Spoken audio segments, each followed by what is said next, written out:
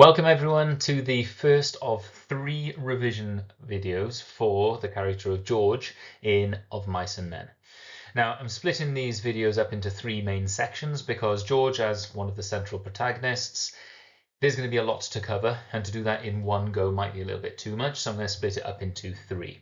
Now, this is for the WJEC GCSE English Literature Unit 1 exam, so hopefully this will be useful for your revision. George has appeared in the Unit 1 exam quite a few times. In May 2018, George appeared on his own as an essay question, and in June 2011, the same was the case. In May 2017, students were asked to analyse the relationship between George and Lennie, so he's definitely worth focusing some revision around. Now, it's 2024 now, which means George hasn't turned up in this exam for 6 years. That doesn't guarantee he's going to turn up this year, but it is definitely worth spending some time revising one of the central characters. And as always, the characters fit really kindly into quite a few of the themes that are asked. So on your screen now, I've put the question from May 2024, an essay title asking you whether anyone in this text can be seen as kind. And I think as one of the central characters, George does demonstrate kindness. In January 2024, you were asked to analyse the theme of dreams and ambitions. And with George's dream, he would fit nice and neatly into that essay title. And then in January 2023, ideas about freedom. And I think George is someone that yearns for freedom and escape from the Great Depression. So he would have fit really nicely into that question too. To be honest, with nearly any of the themes, George will be able to find his way into nearly all of the questions that might turn up. To make things a little bit more digestible, I'm going to turn the character of George into 3 distinct videos. The first video, the one you're currently watching, is going to be focusing on how George seems to be aware that the world is a very dangerous place in the 1930s and how he seeks to protect Lennie. In the next video I make for you, I will focus on George's frustrations.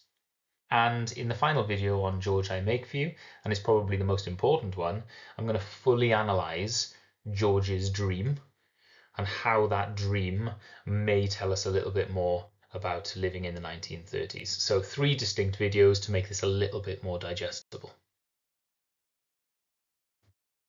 As always, to prepare you for the second question, the full context essay question on the Unit 1 exam, I need to make sure that you understand the context. So I will very quickly outline some of the important historical details that you need to know if you are to link the character of George to what it was like in the 1930s. For the 1930s was actually quite a pleasant time to be alive. In America, they were going through the Roaring Twenties, the 1920s, which was a time of economic prosperity. People generally had disposable income, businesses were doing well, people had enough money to buy things, they were able to do nice things, go to shows, go to dance halls, maybe go to sports games. So in the Roaring Twenties, the time before this novella is set, was actually quite a nice time to be alive. It was such a nice time to be alive that the president at the time, Herbert Hoover, who was president between 1929 and 1933, said that we in America today are nearer to the final triumph over poverty than ever before in the history of any land. Now, that sounds like a utopia. That sounds like a perfect place where poverty is almost extinct. Now, we know that in 1929, not long after he said this, things shifted dramatically and plunged huge proportions of the population into poverty. The affluence of the Roaring Twenties came to an end at the end of the 1920s. In 1929, the Wall Street crash happened. Wall Street is a street in New York where lots of banks had set up, and it's where the stock market is located. Now, lots of people say that this is the beginning of the economic depression that ended up being called the Great Depression. Now, that depression is an economic depression, which means that huge amounts of money were wiped off the slate of the country, which meant that people had less money, the economy wasn't growing as much, which meant that businesses failed and people became unemployed. Now, the Wall Street crash meant that lots of people who had invested money, borrowed money very frequently into the stock market, they lost a lot of money. If they invested money into the stock market one day, and then the next day their value of that business had halved, it meant that people very often lost a huge amount of money. And if that money was borrowed, they'd still have to try and pay it back without the interest that is coming towards them. Now, because of this, lots of the banks in America failed. They'd lent too much money and they couldn't claim that money back from those people who had borrowed it. And because lots of businesses were failing, it meant that lots of people lost their jobs. And when lots of people lose their jobs at exactly the same time, it's very difficult for people to then find different employment because there would be too many people looking for work. In the 1930s, there was mass unemployment, and one source suggests that in 1933, around 25% of the US population were unemployed. That's an enormous amount of the population who weren't able to earn money, who weren't able to feel that sense of purpose. And if we think about George, he is desperate to keep his job because he knows finding another job would be quite difficult. And it links in lots of the other characters too. This exact time, America was also facing some really difficult environmental conditions. Central parts of America had become really difficult to farm because they were extended droughts, and because they had farmed the land perhaps a little bit too much previously, the soil was really poor quality. And the soil turned to dust, and there were huge dust clouds that moved around parts of America, making those states almost inhabitable at some point. Now, this is often referred to as the Dust Bowl. So, coupling the Dust Bowl with the unemployment that came from the Wall Street crash made living in America actually quite a difficult time to exist. On your screen is a map of the US, and those red shapes that you can see on your screen are the areas that were affected by the Dust Bowl. Now you'll see that Colorado and Kansas and Nebraska were facing some really difficult conditions, and as a result, people needed to move away from those places and they needed to find somewhere else where they could take their families or maybe even find a job. And if you take a look at the longest red line, and I'll put it on your screen to where it goes, you'll see that places like Soledad had lots of people migrating towards because there might have been an opportunity to get a job and to find some kind of way of getting money for your family. Now, because of the mass unemployment, because of the Dust Bowl too, being a migrant worker became a little bit more common. Migrant workers, we can also call them itinerant workers, workers who work for a little bit and then move on to the next job once that one's done. So are constantly moving around the country doing short-term work and then moving on to the next job when they need to. Now, in California, where Soledad is, there was a huge increase in numbers of people moving into the state. And some estimates put that between 300,000 and 400,000 within the decade.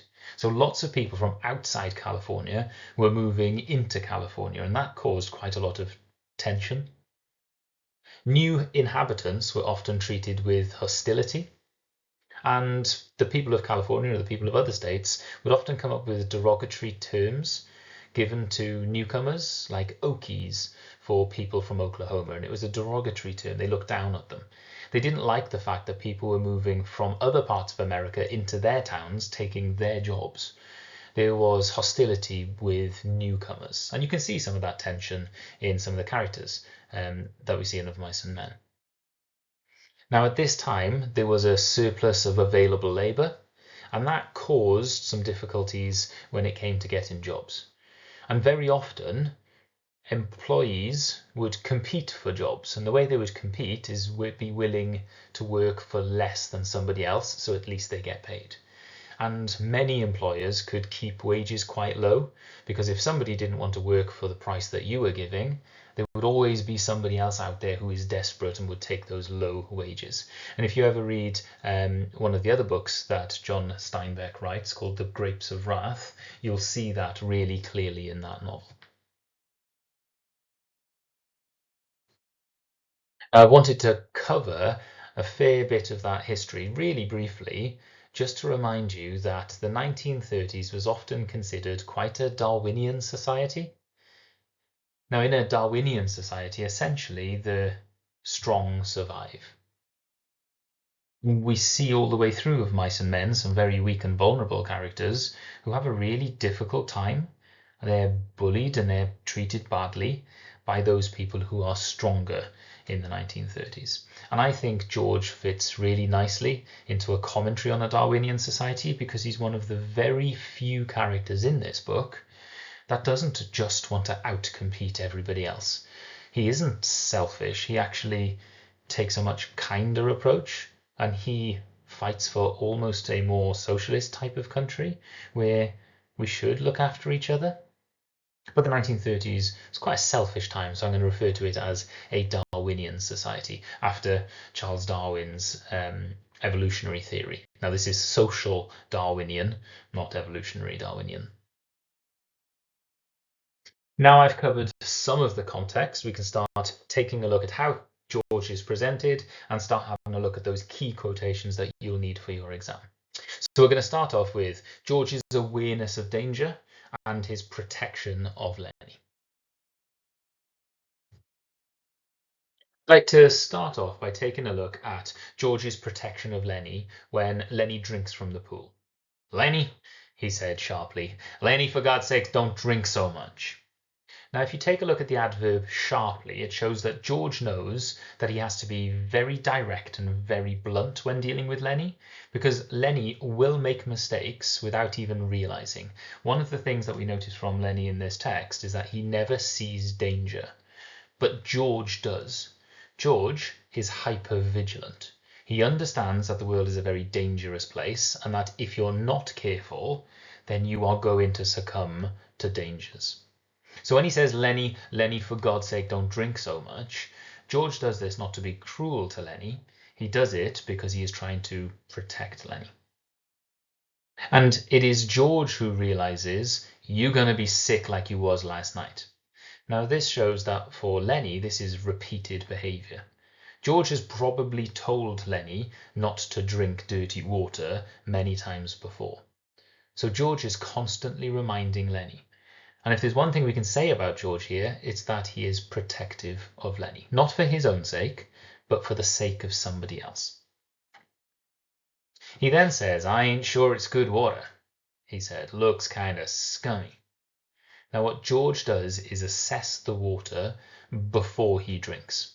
And that's the one thing that Lennie doesn't understand. Lennie operates on instinct. George thinks first and then acts later. So where it says looks kind of scummy and I ain't sure it good water, George has assessed the situation, noticed there could be danger, and is going to then take action to make sure that he isn't hurt and that Lennie isn't hurt too. And he also tries to educate Lennie. He tries to teach Lennie how to keep himself safe. You never ought to drink water if it ain't running, Lennie. Now that establishes George as a protective character, almost a paternal character. He seems to be a fatherly figure to Lennie, and Lennie very much takes a juvenile role in that relationship. Now the big thing here is that George can see that sometimes the natural world can be dangerous, not just the social world, not just people, but the world itself is full of danger, and you will get hurt if you're not clever, or if you're not sharp, or if you're not vigilant. The part of the novella when George tries to protect Lennie from the decomposing mouse in his pocket does exactly that same thing. It creates George as a protector that wants to help Lennie not get into trouble. Now, the mouse is a reference to a poem by Robert Burns called Ode to a Mouse, and it's the reason why this book is called Of Mice and Men. And the quote from the poem is, "The best laid plans of mice and men often go awry." Sometimes it doesn't matter how hard we plan. Sometimes it doesn't matter how careful we are, like the mouse in the poem. Sometimes bad things happen and you can't do anything about it. So this very much is a reference to the Robert Burns poem. Lennie's hand goes in his pocket and George instantly picks up on the fact that there could be a threat in his pocket, which shows that he knows Lennie really well and he doesn't completely trust Lennie to act in a sensible manner. He says, "What do you take out of that pocket?" Now, George can clearly see through Lennie's actions and he can straight away see what he needs to identify as the danger. Now, Lennie makes this whole big pantomime of not having a mouse at all, but George again can pierce that pantomime. He can see straight through Lennie because he knows him so well. And he says, "I know there ain't. You got it in your hand. What you got in your hand hiding it?" Now, George is quite demanding of Lennie because he realizes sometimes you have to be cruel to be kind. If he was too polite to Lennie here, Lennie would keep lying to him. Now, George has to be very direct, otherwise Lennie won't understand. George is then quite demanding and he starts using imperative verbs like come and give because he realizes that he must take the authority role, the authority figure, in order to keep Lennie safe. So he says, "Come on, give it here." And this continues. When Lennie finally admits to having a mouse, he says, "A mouse? A live mouse? Give it here." Now, the disgust in his voice when he asks about the mouse, it's because George can see that that dead mouse is probably covered in diseases, covered in bacteria that is going to hurt Lennie. For Lennie, he just sees it as a mouse. Again, he becomes even more authoritative. The imperative verbs give really show that he's trying to protect Lennie. Now, when he's talking to Lennie, especially when he's giving commands, he speaks in quite simple language. Give it here couldn't be much more direct and couldn't be much more blunt. Those words only have a single syllable each. The sentences are very short, and that's because George knows he has to speak in monosyllabic sentences to make sure that he can fix the problem, get rid of the danger as soon as possible, and not give Lennie a chance to try and deceive him.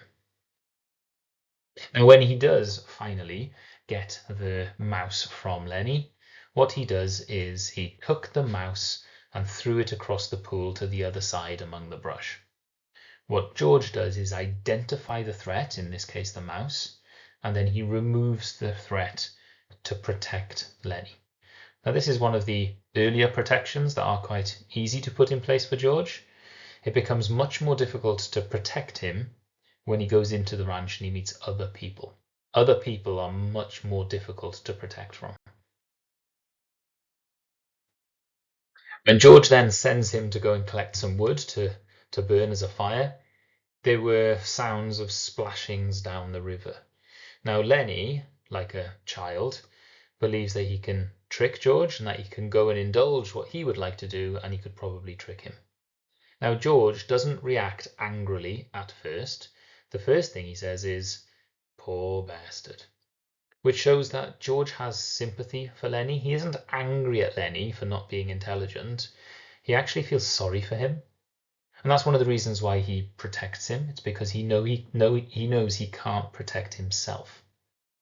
When Lennie returns, George is quite impatient and quite straight and quite blunt. And he says, "All right," he said brusquely, "give me that mouse." Again, he doesn't let Lennie deceive him because he knows that he has to take the adult figure because Lennie is incapable of protecting himself. And this continues when George said coldly. Now, the adverb coldly is used here, not because George doesn't love Lennie or because George is being horrible to him, but just because George has to adopt a particular personality or a particular facade to make Lennie understand. He can't be really kind to Lennie and ask for the mouse. He has to demand it because Lennie otherwise won't comply. And he does have a threat of physical violence. He says, "Are you going to give me that mouse or do I have to sock you?" Now, for George, he's given that threat because he understands that that's how Lennie will comply. Now, he doesn't hit Lennie, but he threatens him. And that threat of physical violence is actually a kindness. Because if he doesn't threaten and Lennie becomes sick from having the dead mouse, then Lennie will be in a worse position. So, like a parent, I think George realizes that a threat sometimes is needed to get compliance from Lennie. Sometimes it's the only language that he understands. George is in complete control and complete authority. George's hand remained outstretched imperiously. And that shows that George won't be deceived, George won't be tricked, and George knows what his responsibility is, and he acts like that father figure, that authoritarian figure, because that's his role. Now, Lennie, on the other hand, is completely different. Slowly, like a terrier who doesn't want to bring a ball to its master, Lennie approached, drew back, approached again. Now, the zoomorphism that is constantly used for Lennie, whether it's a terrier or a horse or a bear, Lennie seems to operate on instinct, like an animal. It is George who operates like a human, like an adult. Now, at the end of that line, George snapped his fingers sharply. The onomatopoeia of snapped shows that George has almost conditioned Lennie, that he needs to have that little bit of threat. That sound of him snapping his fingers is a sign of George getting frustrated. And the fact that he snaps his fingers sharply means he's demanding that Lennie drop that mouse. And when he does that, at the sound, Lennie laid the mouse in his hand. So George is able to protect Lennie out in nature because he can assess the danger and then he can remove that danger. And this time he doesn't just throw it across the pool. George stood up and threw the mouse as far as he could into the darkening brush, and then stepped to the pool and washed his hands. Now, first of all, he has removed the threat. He's thrown the thing that can hurt Lennie away to a point where Lennie can no longer find it. But I think what's really important here is that then he stepped to the pool and washed his hands. And that shows that George is careful, George understands about hygiene, and that's the reason why he did what he did. We then see that Lennie doesn't understand George's decision-making process. And George has to explain, "I ain't taking it away just for meanness." And I think the reader can pick up the fact that George is doing this for purely altruistic reasons. Altruistic means to help other people. He's doing this for Lennie's sake, not his own. And he says, "That mouse ain't fresh, Lennie." Now, the word fresh there shows that George can see the fact that disease can spread through animals that are dead, and that he is the one that's had to remove that threat. And he says, "And besides, you broke it petting it."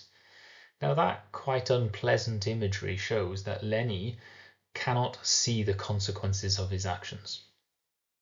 George realizes what he needs to do to protect his friend. "You get another mouse that's fresh and I'll let you keep it a little while." Now there, George really shows his compassion. He understands why Lennie wants to play with the mouse. He knows that he enjoys petting soft things, and he compromises slightly. But what he doesn't do is compromise Lennie's health. Now, we'll see moving forward that George really does try and protect Lennie. And he tries to put plans in place to keep him safe, whether that's how to deal with the boss or whether that's what happens if he gets into trouble. So when he's talking to Lennie about what he needs to do when they get to the ranch, he says, "We're going to go in and see the boss. Now look, I'll give him the work tickets, but you ain't going to say a word. You just stand there and don't say nothing. If he finds out what a crazy bastard you are, we won't get no job. But if he sees your work before he hears you talk, we're set. You got that?" Now for George, he has to make those types of plans because he knows that Lennie is not able to look after himself. Without George getting these jobs for him, Lennie would not find employment. And if Lennie can't feed himself, he'll either do things that will get him into trouble, stealing food, for example, or he will not be able to feed himself and be in a really dangerous situation. So for George, he realizes that the world doesn't understand people like Lennie. And that's one of the biggest points I can make about George at this point. George knows that other people are intolerant. The world is not a just place. There is injustice everywhere. And for people like Lennie, who seems to have some sort of cognitive impairment, his lack of intelligence means that other people will not give them a chance. Now, George can see the value in Lennie, but other people can't. So what he tries to do is he tries to hide Lennie's weakness for long enough for the world to see that Lennie does have something to offer. And he decides that if the boss can see him work, he'll understand that Lennie is an excellent worker, and then he will be able to earn money. So George actually stands up for the vulnerable. And George really does want to show not just the boss, not just the other characters, but the reader, that sometimes people we consider weak actually do have something to offer. I think that's a really nice point to link to the hardship and the Darwinian society of the 1930s. George is also completely aware that Lennie gets into trouble and does bad things.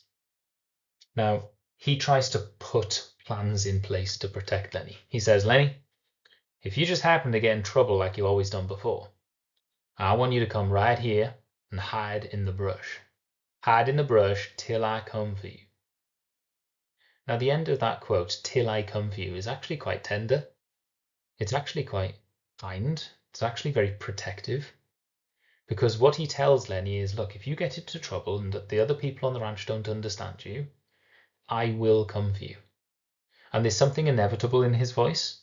It's like there's nothing he can do that would make him give up on Lennie. So he actually shows to Lennie, look, I value you and I will keep you safe. As we move away from the first chapter and we enter the second chapter, George meets Candy and is instantly suspicious of him. When he gets assigned his bunk in the bunkhouse, he says, "Hey, what the hell's this?" Says positively kills lices, roaches, and other scourges. "What the hell kind of bed you giving us anyways? We don't want no pants rabbits." When George enters the bunkhouse, he instantly identifies a potential threat to his health, the bottle of bug spray that seems to be next to his bed. And as a result, he tries to defend him and Lennie. Now, Lennie's already sitting on the bed, completely unaware that this could be something that damages him. But George can see that other people don't have his best interest at heart, so he's got to fight for his and Lennie's protection. And you can see the anger in his voice in the fact that nobody seems to care. After speaking to the boss, he again becomes suspicious of Candy. He stopped suddenly, stepped to the open front door and peered out. "Say, what the hell are you doing listening?"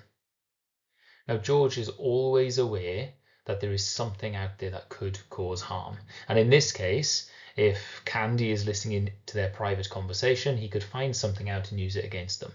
So George is always very vigilant of threats. And it's similar to when George meets the boss. As soon as the boss enters, George scowled meaningfully at Lennie. And Lennie nodded to show that he understood. And this is George's non-verbal way of reminding Lennie not to talk. Now the scowl there shows that George will be upset if Lennie forgets that he's not supposed to talk. Now that shows that George can communicate not just through words, but he can do it through facial expressions too. Because it's really important that Lennie does comply with George's requests. And he compliments Lennie. He says, no, he ain't. But he's sure a hell of a good worker, strong as a bull. Now this is when the boss says he's not much of a talker. Now George tries to mask the fact that Lennie doesn't want to talk with the fact that he is an excellent worker. And he uses the simile strong as a bull to give a compliment to Lennie. And there's not many people in this novella who actually gives a compliment.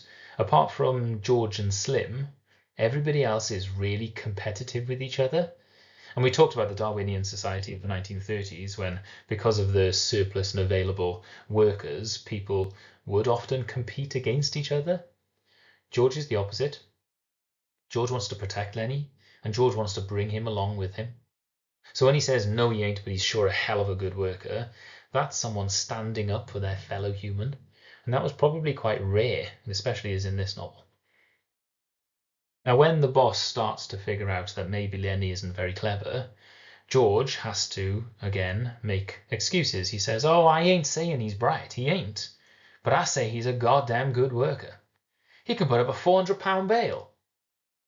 Now, George is happy at this stage to concede the fact that Lennie isn't particularly intelligent.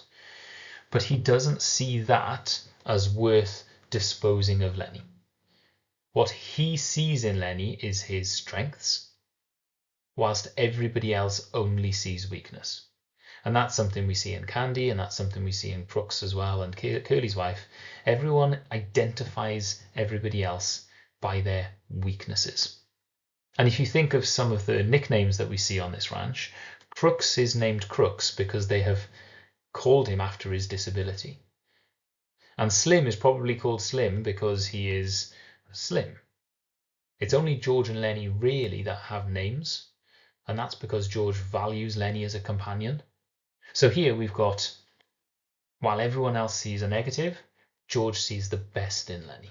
And I think Steinbeck is showing us that maybe we should all be a bit more like George. Maybe we should see the best in people rather than only focusing on everyone else's weaknesses.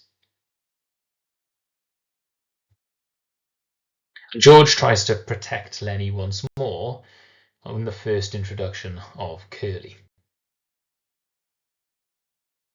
Now, George seems to hate injustice. George seems to hate the fact that sometimes people can get away with cruelty. And when he meets Curley, he says, I hate that kind of bastard, he said. I seen plenty of 'em.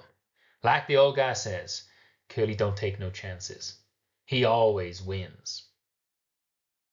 Now at this stage we could probably make some comments about the injustice in the world. Now in this novella, George is intelligent and he's a good worker.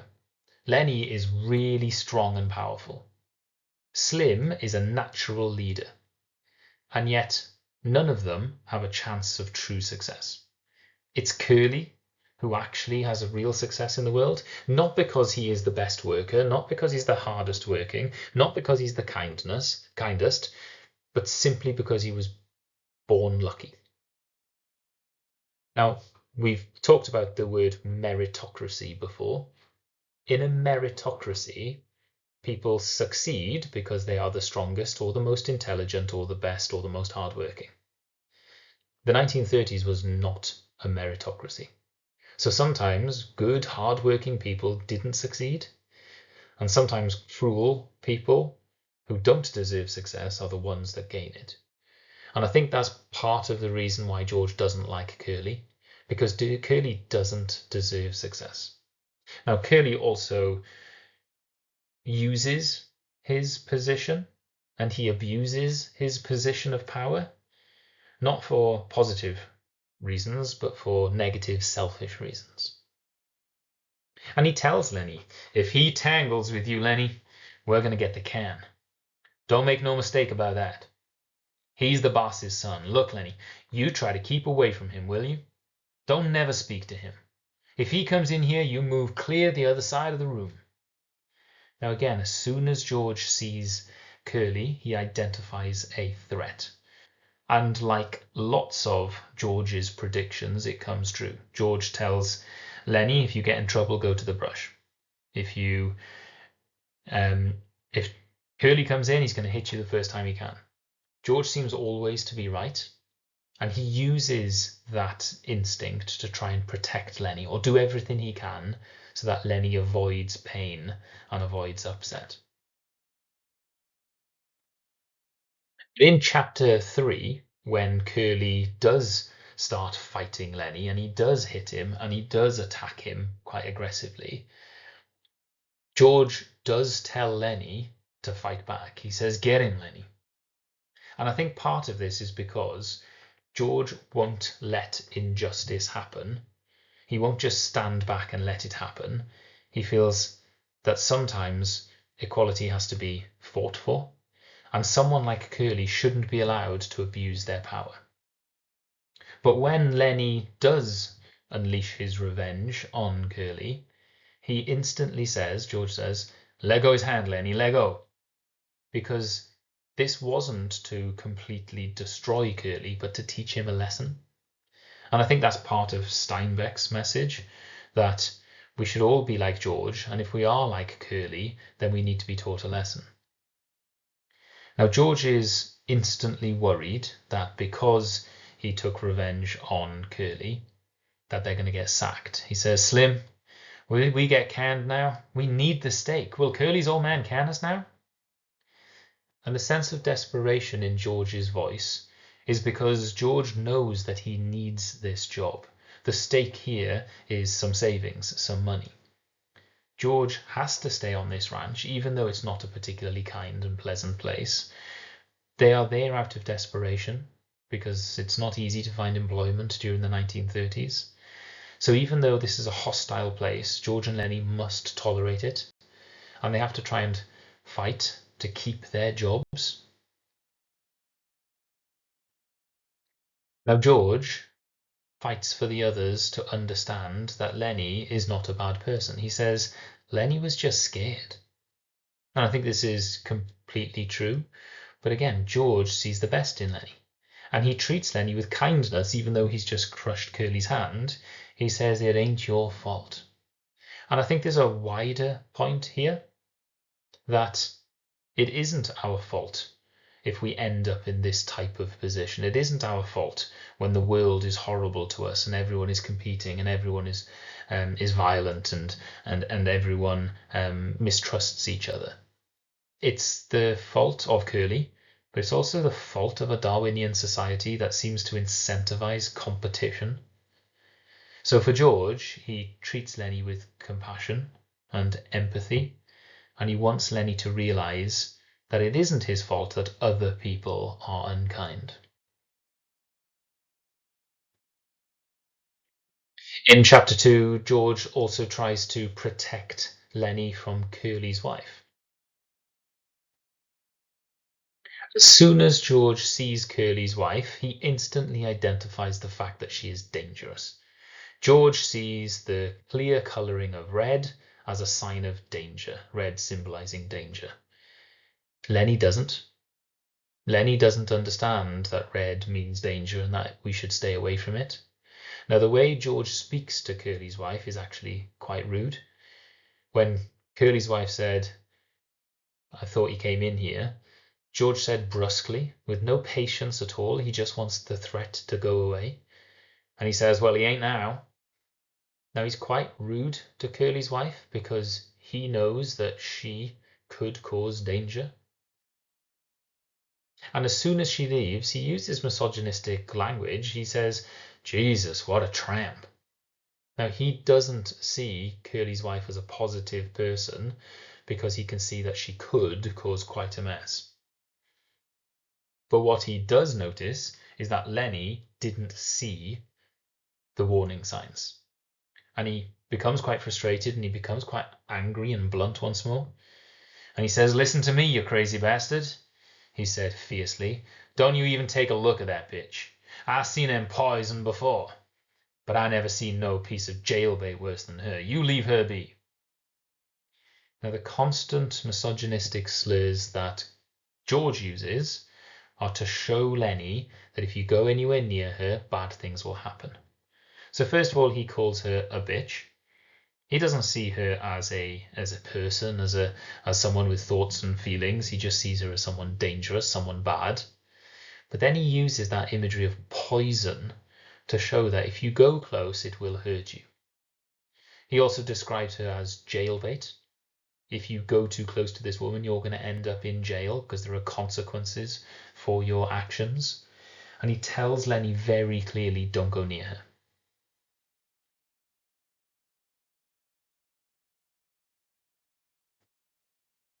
And he tells us that she's a rat trap. And again, that image of if you go too close, it's going to be painful. And then he gives us another prophecy and is once more proven to be correct. He says she's going to make a mess. There's going to be a bad mess about her. She's a jailbait all set on the trigger. That Curley's got his work cut out for him. Ranch with a bunch of guys on it ain't no place for a girl, especially like her. And again, this shows that George has identified the danger. Now, she is the danger, but he's also completely aware that she is in danger too. Because with the 1930s, with migrant workers moving in and out of ranches, there might be little consequences for their actions. If they come in one night and then leave the next day, then people may be able to get away with crimes they wouldn't if they actually lived somewhere for a long period of time. And George uses his experience to realize that other people have been hurt by people like this, and that he refuses for it to happen to him and Lennie. He says, "You remember Andy Cushman? Andy's in San Quentin now on account of a tart." San Quentin here is a famous prison in America, quite a notorious prison. And what George shows us is that there are consequences for our actions. If we act out of instinct or if we act out of desire, we can end up in a position where we're actually going to be quite unhappy. As the novella continues, we see George strike up a friendship with Slim. And in that conversation, we can see that George really does want to protect Lennie. Now, one of the first things that George says to Slim is, "I ain't nothing to scream about, but that big bastard there can put up more grain alone than most pears can." Now, George gives compliments. George is kind to his fellow human, and Slim likes that. Slim looked approvingly at George for having given the compliment. And I think Slim, like George, realizes that the world is a hostile place. So when you see someone not acting with hostility, that's where we can see that respect is given. And George tells us one of the reasons why he looks after Lennie. When his Aunt Clara died, Lennie just come along with me, working. Now, I think this is an important point because had George not looked after Lennie, where would he be? His only family member, the person who's there to protect him, his Aunt Clara, is no longer there. And during the 1930s, there was very little available support for those people who may be considered mentally ill or cognitively impaired, like Lennie is. So what would have happened to Lennie had George not accepted this responsibility and looked after him? I think it would probably ended up quite badly for Lennie because the 1930s society didn't really value those types of people. So George here symbolizes what happens when society looks after each other. Lennie is a really good worker and he's capable of being successful. And it's only George's kindness that lets that happen. Now, at the end of the novella, George once more protects Lennie. So we'll take a look first of all at him protecting Lennie from Curley's revenge. When he sees Curley's wife and he speaks to Candy, he says, Guess we gotta tell the guys. I guess we gotta get him and lock him up. We can't let him get away. Why, the poor bastard's starve. And he tried to reassure himself. Maybe they'll lock him up and be nice to him. Now, if you look at the broken speech at the beginning of that line, guess we gotta tell the guys, shows George's level of upset. He's becoming emotional because he realizes that he hasn't been able to protect Lennie. And the frequent use of ellipsis there shows that he's disappointed that the world will not treat him well from here. Now, he tells us that he's going to try and get him locked up. Now, we learn very quickly that they're not going to lock him up. They're actually going to make sure he dies a very, very painful death. But again, what he hopes will happen is that the world will lock him up and keep him safe. And that's not the way the 1930s would work. He's far more likely to be lynched by a lynch mob. And he says the reason why he wants to bring him in is because the poor bastards starve. He's still looking out for Lennie and what's right for him. Now, he knows that they're not going to be nice to him. And Candy tells us, Curley's going to want to get him lynched. Curley will get him killed. And that's what George is resolved to not let happen. He knows that Lennie will be lynched, and I think the lynching here symbolizes the cruelty of 1930s society. In a Darwinian society, everyone's competing against each other and they're willing to hurt each other to survive. The lynching here shows that if you don't fit in, if you're not the type of person that the world values, the world is going to be quite cruel to you. We gotta tell the guys. They gotta bring him in, I guess. There ain't no way out. Maybe they won't hurt him.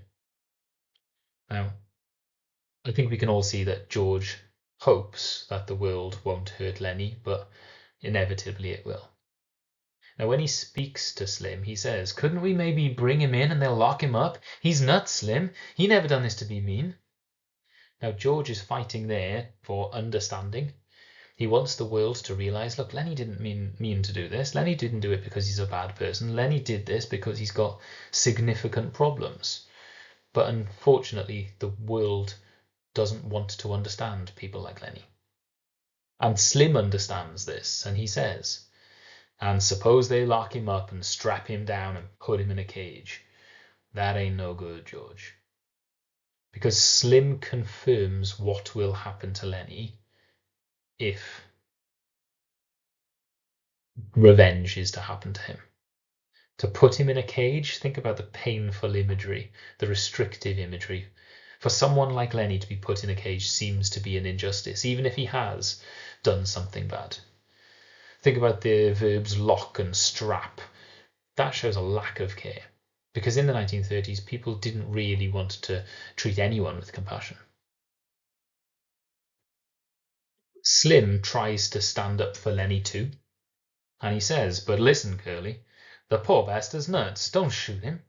He didn't know what he was doing. Now, what we see then from Curley is confirmation that nobody wants to understand those people in society who do things that we don't understand. Lennie's vulnerability isn't even a concern, because Curley says, I'm going to shoot the guts out of that big bastard myself. Now, to shoot him in the stomach is probably the most painful way to shoot another human being. And that shows us that Curley doesn't just want revenge. He wants to cause pain. He wants to hurt Lennie because he was hurt too. And this shows, I think, the cruelty of the world in the 30s. And in the 6th chapter, when George takes the decision that Lennie would be better shot by him than cruelly tortured by Curley, he says, you and me, everybody's going to be nice to you. Ain't going to be no more trouble. Nobody going to hurt nobody nor steal from him. Now, when he says this to Lennie, it's almost like he realizes that if the world was a better place, then people like Lennie would have a chance in life. The only reason why Lennie got in trouble is because the world doesn't understand him.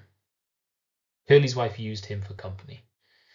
Curley hurt him for his own sport and to make himself look tough. What George fights for and what George wants is a world where people are nice to each other. And that seems like a really simple concept. But in the 1930s, where people weren't trusting of each other and people were suspicious, I think John Steinbeck is showing us that if we continue to live in a Darwinian society when everyone is out competing each other and no one is suspicious and everyone is moving away from their family and no one has roots and no one has friends, then we're going to end up continuing to live in a very hostile and very miserable world. If we treat our vulnerable citizens with a little bit more respect and a little bit more understanding, then maybe the world becomes a little bit more tolerable. And that leads us to one of the final lines, when Slim said, "You had her, George. I swear you had her." And I think Slim realizes that George made the right decision because the world does not treat people like Lennie very well at all. And for Lennie, it's almost better being dead than living through that kind of pain that the world was entolling upon him. So where he says, "You had her, George, I swear you had her," and I think this is kind of the voice of the reader as well, Slim realizes that George made the right decision, and that decision was to protect Lennie from the cruelties of the world. And it's really sad that George had to make that decision in the first place. Maybe if the world was a little bit kinder to its more vulnerable citizens, maybe we don't have this ending to the novella. So if we are writing an essay on the character of George, maybe the first section is that George is aware of the dangers in the world, and that can be linked really nicely to lots of the context that we looked at the start of this video, and how he tries to protect Lennie as a vulnerable citizen. Now, in the next video that I make for you, I will show you why George may be so frustrated, and then in the final video, I think the most important one, we'll be taking a look at George's dream and what that really tells us on a deeper level. Thank you so much for watching this video. I hope it's been useful. Please don't think that you need to memorize every single quotation I've gone through. My advice would be to cherry pick the quotes you think are most impactful and then add those into your revision notes so that if George does turn up, then you've got some amazing quotations to link to context when it comes to George's protection of Lennie. You have 2 more videos coming at you very, very soon. I hope this has been useful. Keep revising and I'll see you in the next video.